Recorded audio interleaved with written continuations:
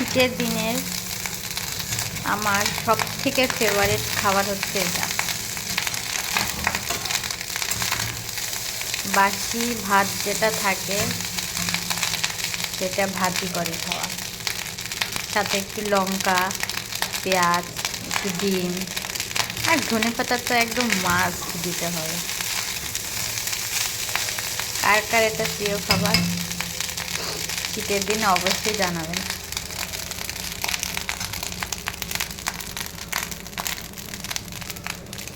একটু হালকা করে ধনেপাতা দিয়ে দে। বাহ, চমৎকার।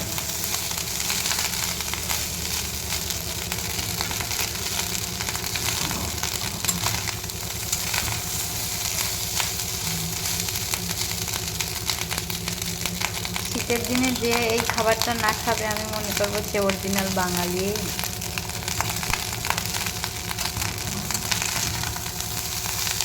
অসাধারণ খাবার।